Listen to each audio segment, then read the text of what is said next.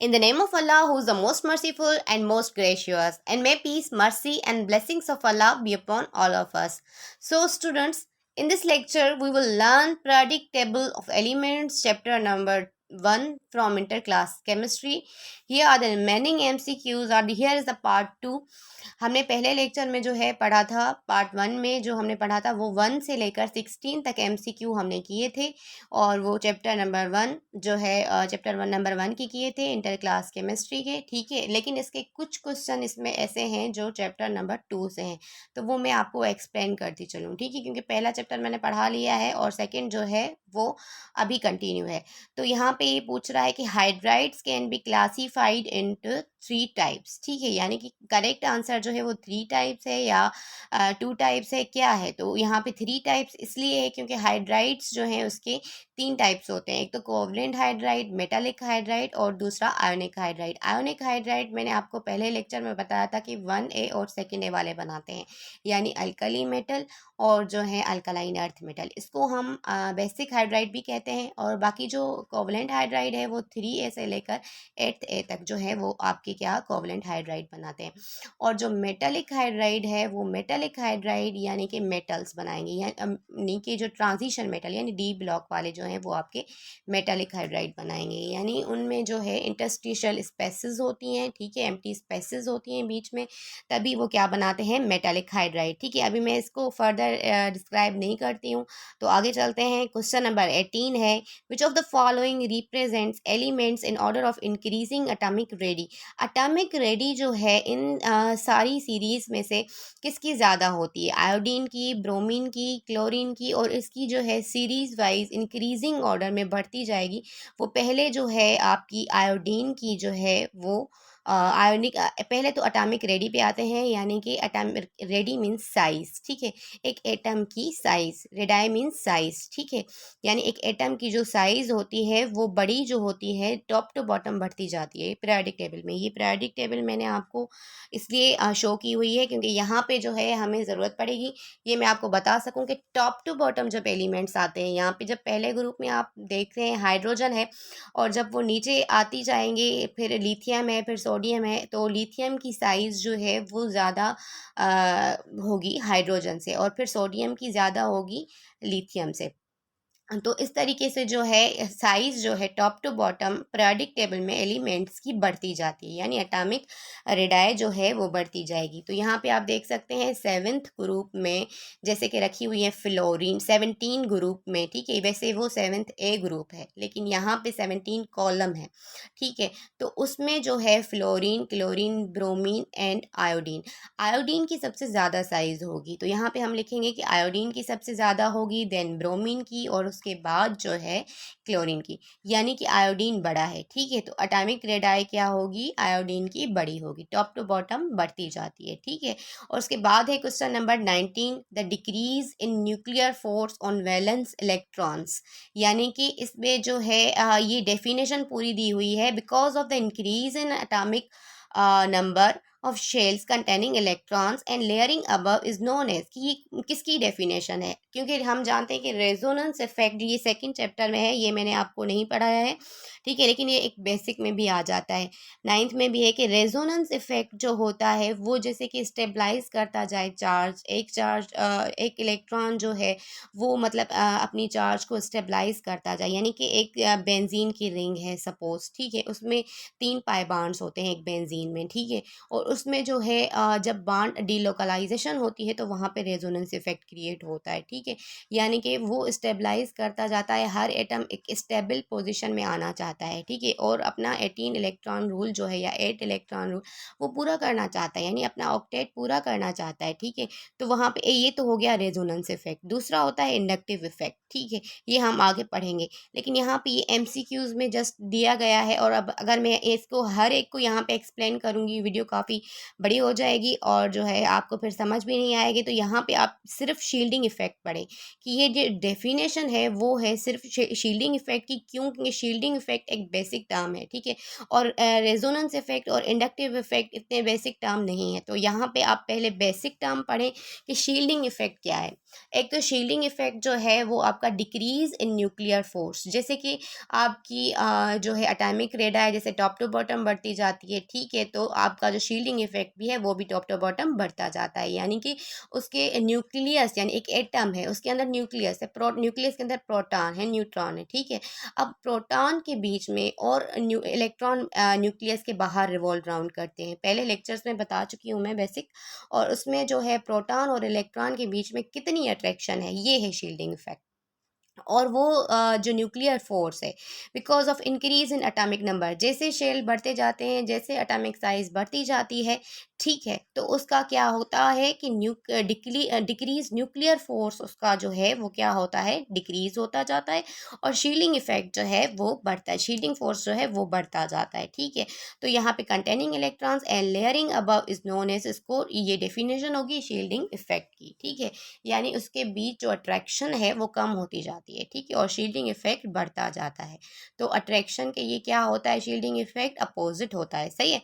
उसके बाद question number 20 है कि number of elements present in the fifth period. Fifth period में आपको पता है कि कितने एलिमेंट प्रेजेंट है, पहले पीरियड में 2, उसके बाद 8, और उसके बाद थर्ड पीरियड में 8, फिर फोर्थ पीरियड में 18, फिफ्थ पीरियड में भी 18, फिर 6 और 7 में जो है वो 32 एलिमेंट्स होते हैं। और क्वेश्चन नंबर 21 है कि which element has the largest first ionisation energy. मैंने बताया था कि आपको पहले इसके पहले पार्ट में बताया था कि जो है पहले फर्स्ट ए ग्रुप वाले जो होते हैं वो अपना इलेक्ट्रॉन ईजिली डोनेट कर दे देते हैं, लूज कर देते हैं, तो उनकी आयोनाइजेशन एनर्जी जो होती है उसकी आयोनाइजेशन एनर्जी जो है वो लार्जर होती है, ठीक है। और पहले पार्ट में आई थिंक मैं आपको आयोनाइजेशन एनर्जी के बारे में बता चुकी हूँ कि उसके रिमूव करने की जो मिनिमम एनर्जी हमें चाहिए होती है, किसी भी एक एलिमेंट से इलेक्ट्रॉन को रिमूव करने के लिए हमें मिनिमम एनर्जी चाहिए होती है, वो होती है आयोनाइजेशन एनर्जी, ठीक है। और लिथियम से हमें रिमूव करवाने के लिए, पहला इलेक्ट्रॉन रिमूव करवाने के लिए इतनी हमें जो है ज़्यादा एनर्जी की नीड नहीं होती है, तो उसकी फर्स्ट आयोनाइजेशन एनर्जी क्या होती है, ज़्यादा होती है, ठीक है। तो अब हम आते हैं क्वेश्चन नंबर 22 पे। अच्छा, क्वेश्चन नंबर 22 पे आने से पहले मैं आपको ये डिस्क्राइब करती चलूँ कि 21 में जो पूछ रहा है वो 21 क्वेश्चन में पूछ रहा है कि लिथियम, सोडियम, पोटाशियम और रुबेडियम के बारे में पूछ रहा है, यानी कि ये सारे ही जो हैं वो फर्स्ट ए वाले हैं, ठीक है। अब इन सब से वो पूछ रहा है कि सबसे ज़्यादा जो है वो आयनाइजेशन एनर्जी किस में होगी, ठीक है। तो वो जल्दी जो लूज़ नहीं करता है इलेक्ट्रॉन, इनमें से लिथियम जल्दी लूज़ इलेक्ट्रॉन नहीं करता है इन सब में से। बाकी की कंपैरिजन में जो अब हम आएंगे सेकंड और थर्ड की कंपैरिजन में, तो उसमें जो है लिथियम जल्दी लूज़ कर देता है। और यहाँ left to right ionisation energy बढ़ती है और top to bottom ionisation energy जो है वो डिक्रीज होती है, ठीक है। तो अब हम आते हैं क्वेश्चन नंबर 22 पे कि which of the following pairs are chemically dissimilar, यानी कि जिनकी केमिकल प्रॉपर्टीज आपस में मैच ना करती हों। कैल्शियम एक दूसरे ग्रुप का एलिमेंट है और जिंक भी दूसरे का, तो ये होगा करेक्ट आंसर, ठीक है। और उसके बाद है which of the following element, question number 23, which of the following elements is most electronegative, ठीक है। इन सब में से जो मोस्ट इलेक्ट्रोनेगेटिव एलिमेंट है वो फ्लोरीन है, ठीक है, उसकी 4 इलेक्ट्रोनेगेटिविटी होती है। क्लोरीन की 3 पॉइंट समथिंग होती है। उसके बाद जो है फिर ऑक्सीजन होता है, और उसके बाद जो है नाइट्रोजन, ठीक है। Which of the following has greatest metallic character, सबसे ज़्यादा मेटालिक करेक्टर सीजियम में है क्योंकि वो जल्दी इलेक्ट्रॉन लूज कर देता है, ठीक है। इन सब में से वो ज़्यादा मेटालिक करेक्टर होगा, उनमें वो ज़्यादा मतलब कि मेटल का करेक्टर शो करेगा क्योंकि वो जल्दी ही लूज़ करता है ना इलेक्ट्रॉन, इस वजह से। और उसकी साइज़ सबसे ज़्यादा बड़ी है, इस वजह से टॉप टू बॉटम साइज़ बढ़ती है। और ये नीचे का एलिमेंट है, ठीक है, फर्स्ट ए का। उसके बाद है question number 25, highest hydration energy is shown by, इन सब में से हाइड्रेशन एनर्जी जो है वो क्या इन सब में से कौन सा एलिमेंट जिसकी सबसे चार्ज ज़्यादा होती है ना, जैसे +3 है एल्यूमिनियम, ठीक है। तो एल्यूमिनियम जो है वो जो है गैलियम से पहले रखा हुआ है थर्ड ग्रुप में, ठीक है। तो उस पे हाइड्रेशन एनर्जी क्या होगी, ज़्यादा होगी, यानी यहाँ पे जो चार्ज है वो जो है हाइड्रेशन एनर्जी को डिस्क्राइब करती है। ठीक है, अब यहाँ पे हम गैलियम और अगर एल्यूमिनियम की मतलब कॉम्बिनेशन करें तो क्या होगा कि एल्यूमिनियम की जो है हाइड्रेशन एनर्जी वो ज़्यादा होगी, हाईएस्ट हाइड्रेशन एनर्जी। ठीक है, इसमें क्या होगी, ज़्यादा होगी, क्योंकि टॉप टू बॉटम क्या है कि एटॉमिक साइज बढ़ती है, जिसकी साइज कम होती है उसकी हाइड्रेशन एनर्जी क्या होगी, ज़्यादा होगी। ठीक है, और अब हम आते हैं क्वेश्चन नंबर 26 पे, which of the following has highest value of ionisation energy. अब इन सब में से जो है आयोनाइजेशन एनर्जी सोडियम की ज़्यादा होगी, क्योंकि एल्यूमिनियम जो है वो जल्दी इलेक्ट्रॉन लूज़ कर लेगा, एल्यूमिनियम 2 भी जल्दी कर देगा, एल्यूमिनियम 3 भी, और जो है हाईएस्ट आयोनाइजेशन एनर्जी यहाँ पे सोडियम की होगी, क्योंकि यहाँ पे सोडियम का जो है क्या है, एक प्लस चार्ज दी हुई है। ठीक है, यानी कि इसके पास अब 10 इलेक्ट्रॉन है, और 10 इलेक्ट्रॉन यानी पहले में 2, दूसरे में 8 इलेक्ट्रॉन, यानी इसका अब ऑक्टेट पूरा है। तो अब ये इलेक्ट्रॉन देना ही नहीं चाहेगा, तो इसको इलेक्ट्रॉन लेने के लिए हमें ज़्यादा एनर्जी की नीड होगी, तो उसकी आयनाइजेशन एनर्जी क्या है, ज़्यादा होगी। तो क्वेश्चन नंबर 26 में आंसर होगा सोडियम प्लस। ठीक है, क्योंकि अगर एल्यूमिनियम प्लस का मतलब है कि अब इसके पास जो है एक इलेक्ट्रॉन यहाँ से हमने रिमूव करवाया है। ठीक है, अब इसके पास जो है 12 इलेक्ट्रॉन है। ठीक है, और 12 प्रोटॉन है। सही है, तो अब 12 प्रोटॉन है तो 2 तो उसके पास एक्स्ट्रा हैं, पहले में 2, पहले शेल में, दूसरे में 8, और तीसरे शेल में जो है 2 इलेक्ट्रॉन है, तो वो ईजिली डोनेट कर देता है। ठीक है, और 4 तक जब इलेक्ट्रॉन बचते हैं तो वो क्या, आखिरी शेल में हर एक एटम के, तो वो जल्दी डोनेट कर देते हैं। ठीक है, लेकिन यहाँ पे अगर ऑक्टेट पूरा होता है तो वो जल्दी फिर डोनेट नहीं कर पाते हैं। ठीक है, उसको एनर्जी की ज़्यादा एनर्जी की नीड हुई होती है, कि जैसे हम उनसे कोई इलेक्ट्रॉन छीन रहे हैं तो हम उन्हें क्या करेंगे, उन्हें हमें फिर ज़्यादा एनर्जी की नीड होगी कि हम उनसे इलेक्ट्रॉन छीन सकें। ठीक है, तो इस वजह से क्वेश्चन नंबर 26 में आंसर होगा सोडियम प्लस। ठीक है, उसके बाद क्वेश्चन नंबर 27 है कि the valence electronic structure of an element is NH2 NP5। ये इलेक्ट्रॉनिक कॉन्फ़िगरेशन है, ये मैंने आपको पहले लेक्चर में भी करवाई थी, पहले चैप्टर के, कि NH2 NP5 किसकी इलेक्ट्रॉनिक कॉन्फ़िगरेशन है। ठीक है, ये जो है NH2 NP5 seventh A group वाले जो भी एलिमेंट्स हैं उन सब की आखिरी इलेक्ट्रॉनिक कॉन्फ़िगरेशन यहाँ पे ख़त्म होती है। इसका मतलब ये है कि 2 और 5 जो हैं 7 होते हैं, और ये सेवन्थ ए ग्रुप के क्या हैं, सेवन्थ ए ग्रुप की है, और N जो है वो शेल को रिप्रेजेंट करता है, और यहाँ पे जो P है आखिरी शेल में वो रिप्रेजेंट करता है कि ये P ब्लॉक में है, यानी सेवन्थ ए जो है वो P ब्लॉक के हैं। ठीक है, और यहाँ पे अगर हम देंगे एन की जगह पे कोई भी शेल किसी भी एलिमेंट्स को लेकर, जैसे कि क्लोरीन को लेकर, तो 3s आखिर आखिर में बचेगा, 3s3p5 3s2 3p5 बचेगा, तो हम कहेंगे कि ये 3 पीरियड में है। ठीक है,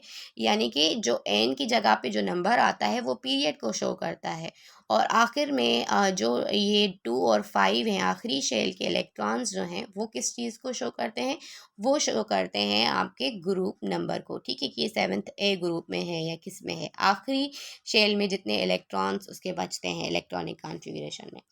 उसके बाद है question number 28, which of the following pair of atomic numbers represents second A elements.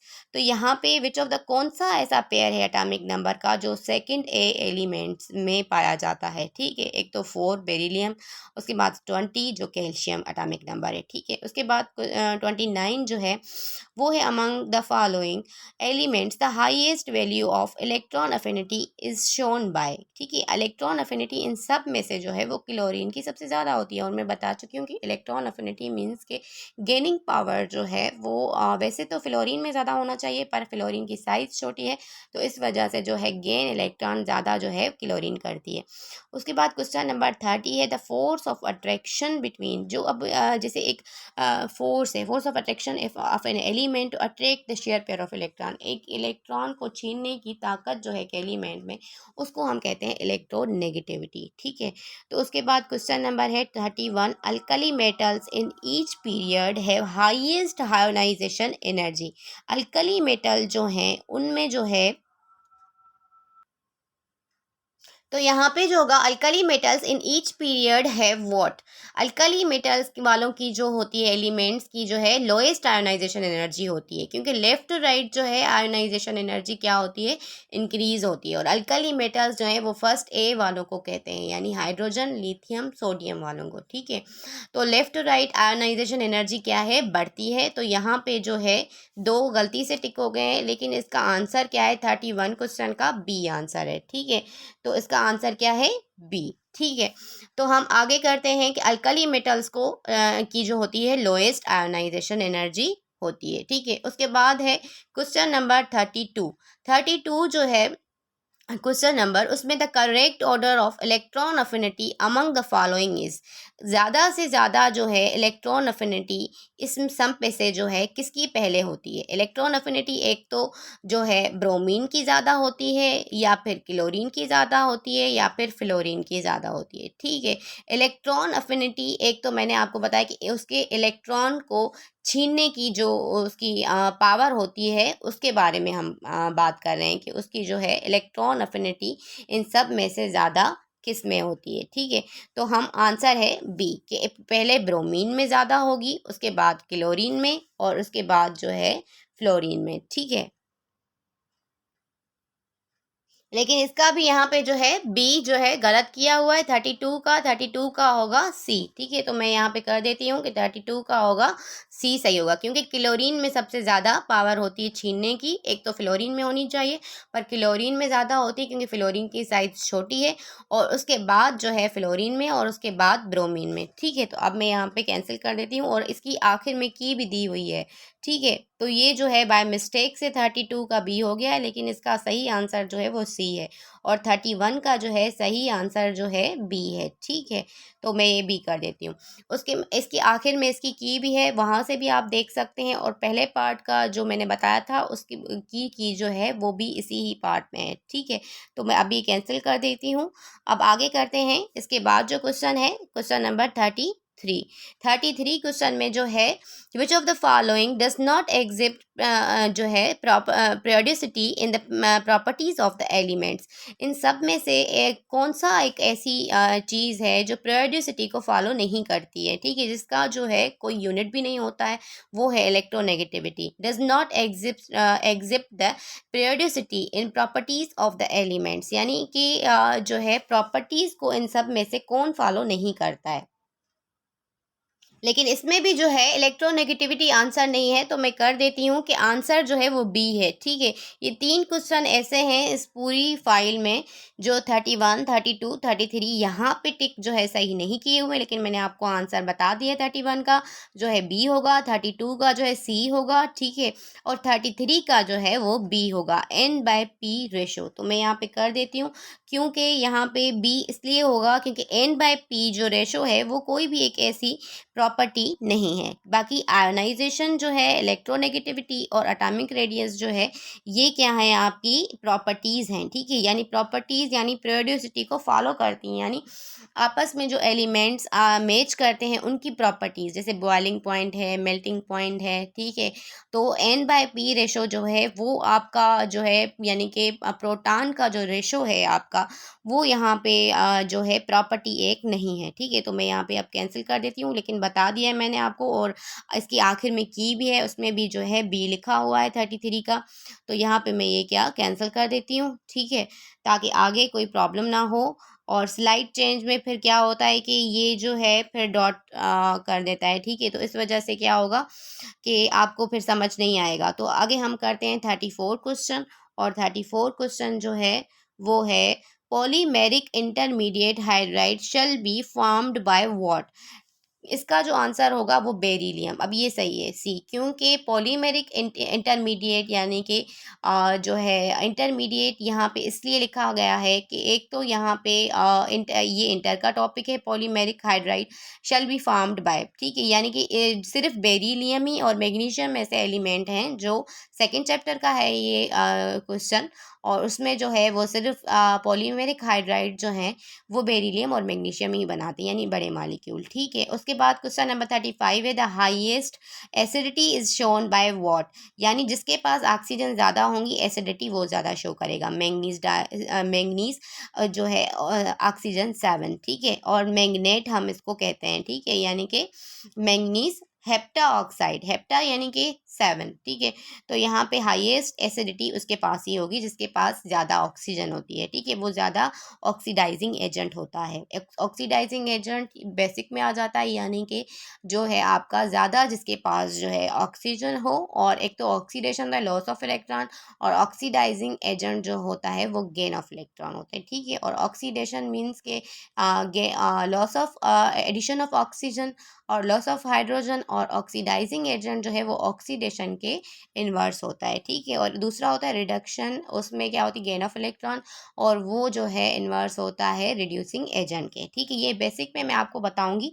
अभी आप यहाँ पे फोकस करें कि 36 क्वेश्चन जो है वो है कोवलेंट हाइड्राइड आर यूअली क्या होते हैं, लिक्विड्स होते हैं, गैसेस होते हैं, या फिर लिक्विड्स और गैसेस दोनों होते हैं। आई थिंक ये जो है ये भी सही है कि उसका कोवलेंट हाइड्राइड जो है लिक्विड्स और गैसेस दोनों ही होते हैं। ठीक है, कोवलेंट हाइड्राइड जो बनाते हैं वो एलिमेंट्स जो होते हैं वो लिक्विड भी होते हैं और गैसेस भी होते हैं। ठीक है, कुछ सॉलिड भी होते हैं, पर यहाँ पे जैसे कार्बन है पर वो वोलेटाइल लिक्विड और गैसेस ज़्यादा मोस्टली होते हैं।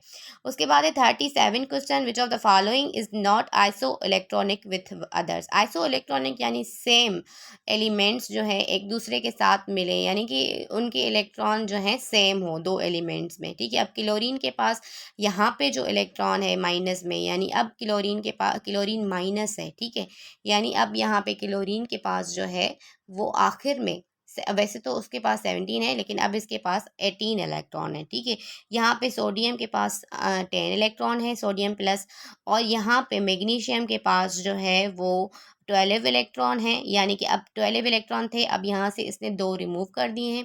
ठीक है, लॉस कर दिए हैं, तो अब इसके पास 10 इलेक्ट्रॉन है।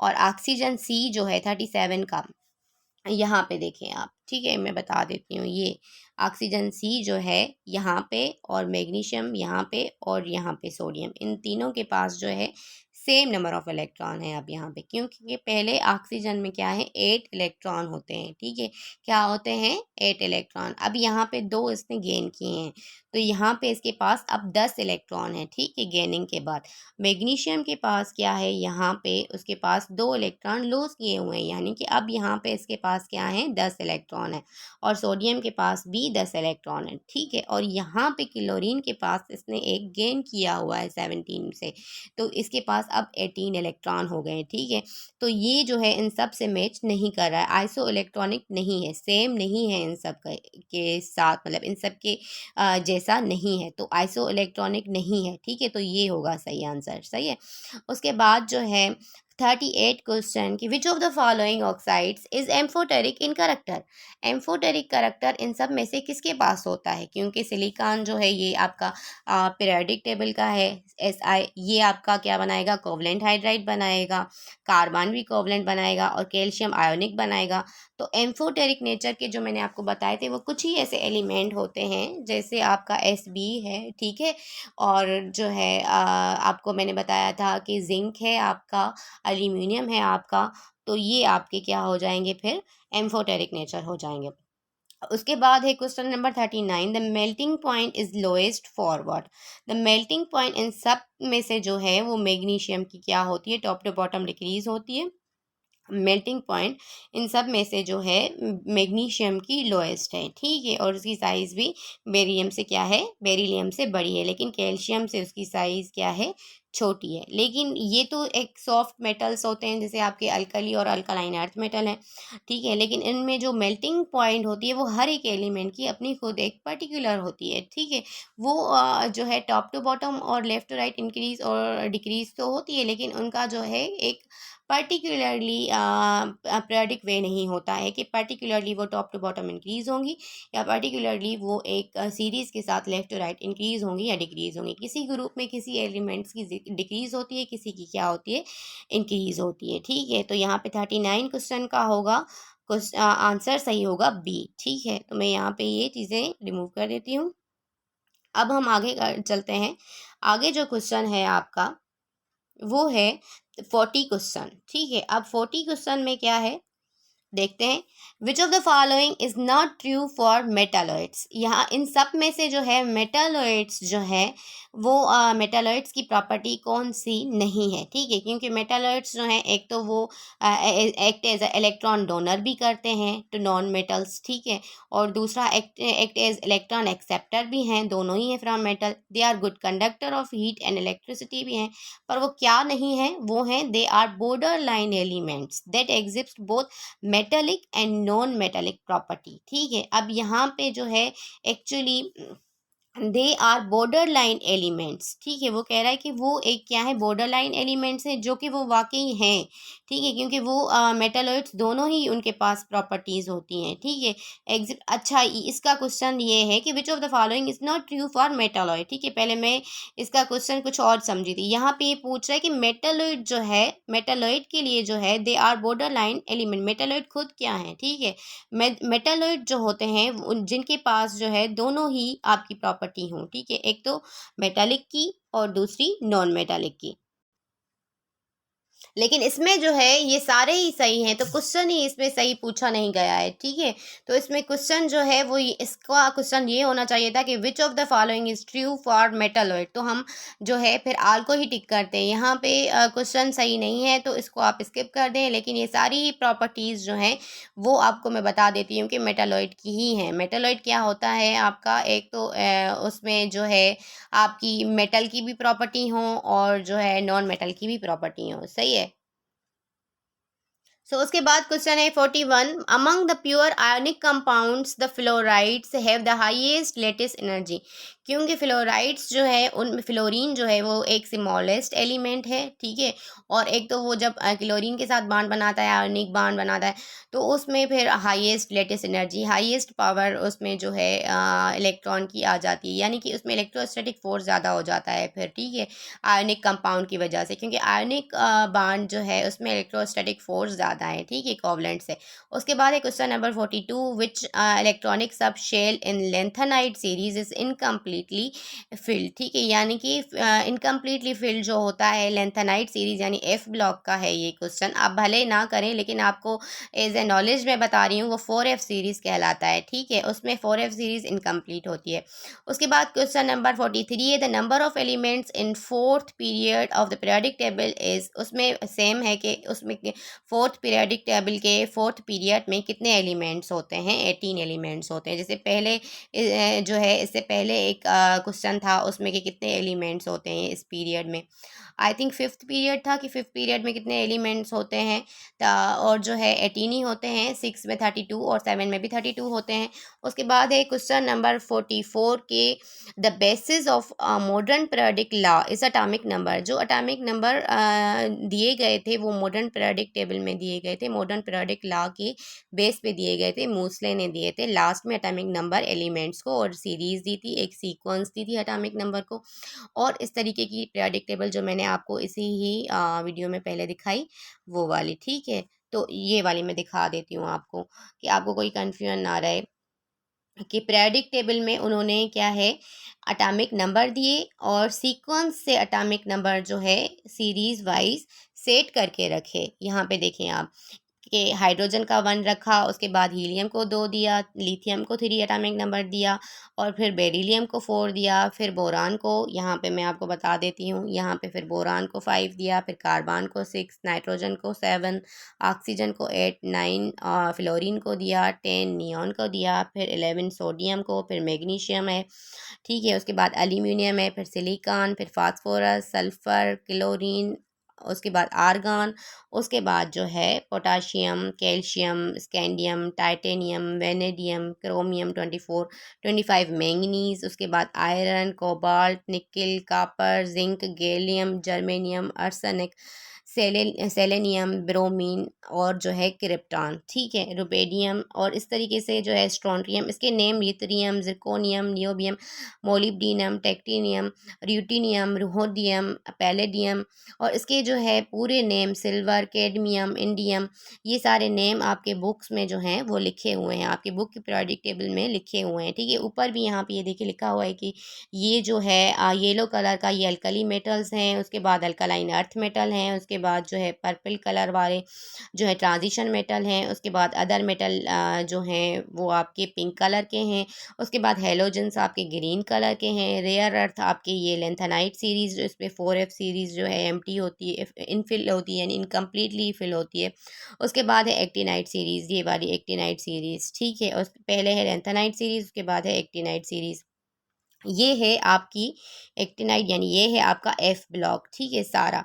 और ये है आपका एस ब्लॉक, ये है आपका पी और ये है आपका डी ब्लॉक और ये है आपका एफ ब्लॉक, ठीक है। यानी यहाँ पे जो है एफ ब्लॉक यानी यहाँ पे जो है ये डिस्क्रिप्शन की गई, पूरा बताया गया मॉडर्न पीरियोडिक टेबल में एक मूसले लॉ के बेस पे, क्योंकि इनकी आपस में ग्रुप्स में प्रॉपर्टीज़ मैच हो रही थी, ठीक है, इस वजह से। और ये जिसकी आपस में प्रॉपर्टीज़ मैच हो रही थी उनको जो है सेम ग्रुप में रखा गया और उसकी जिनकी फ़िज़िकल प्रॉपर्टी सेम हो रही थी उनको जो है पीरियड में रखा गया। और ये मैं आपको बता देती हूँ कि ये हैं आपके ऐसे ग्रुप्स, ठीक है। और ये आपके 18 कॉलम्स हैं, लेकिन इसमें जो है 8th ए ग्रुप हैं, 8th बी ग्रुप हैं, ये 8 बी वाले हैं सारे, ठीक है। और ये जो हैं ये 8 ए वाले यानी 8 ए हैं पूरे इसकी, यानी कि 1 ए है ये है, उसके बाद ये सेकंड ए है, उसके बाद ये थर्ड ए है और उसके बाद जो है ये फोर्थ ए है, उसके बाद फिफ्थ ए है ये वाला, सिक्स्थ ए, सेवन्थ ए, उसके बाद जो है एट्थ ए है, ठीक है। इस तरीके से ये जो है ए वाला सीरीज़ जो है ये ए वाली सीरीज़ है, 1 ए, सेकंड ए, थर्ड ए, ठीक है। और ये जो है बाद में फोर्थ ए, ये सीरीज़ है आपकी, ये आपकी सीरीज़ है फोर्थ है, फिर फिफ्थ है, फिर सिक्स्थ है, फिर जो है सेवन्थ है, ठीक है। ये 6 ए है और ये 7th ए है और ये 8th ए है, ठीक है। इस तरीके से ये सीरीज़ दी गई है।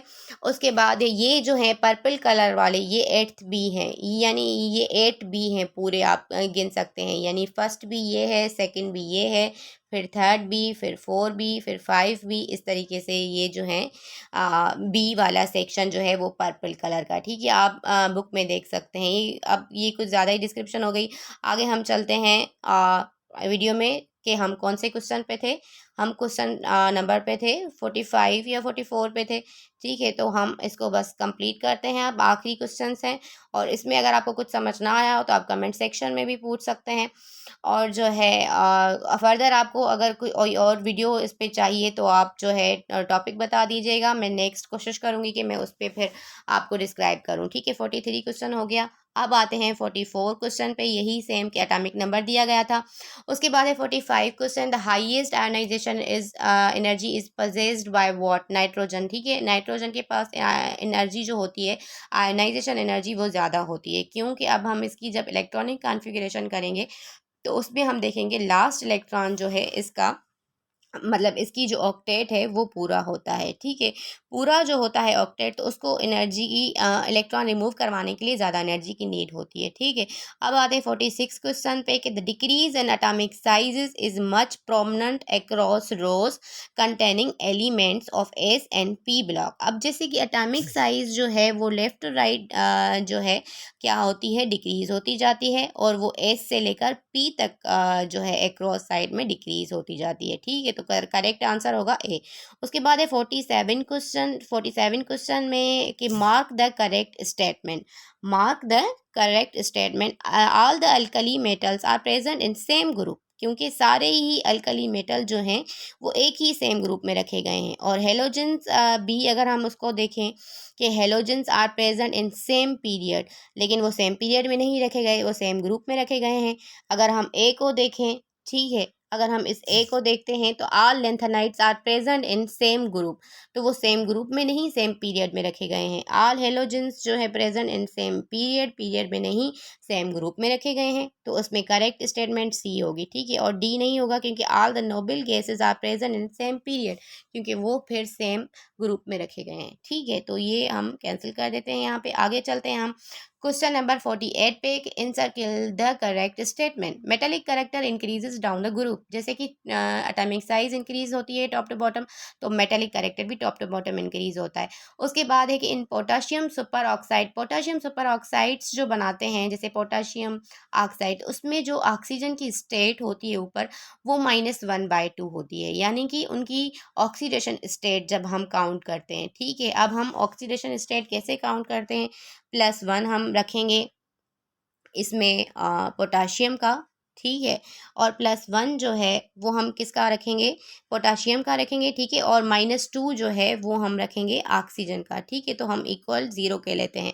फिर हम इसको मैथमेटिकली प्रूव करेंगे, तो आखिर में जो हमारा आंसर आएगा वो होगा हमारा आंसर -1/2, ठीक है।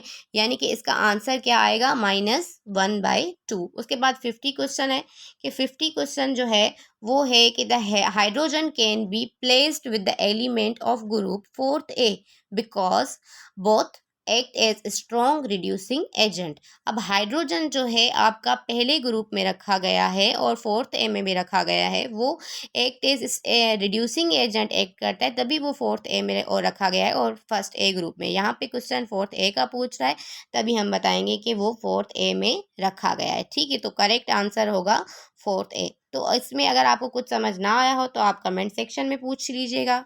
Thank you for watching.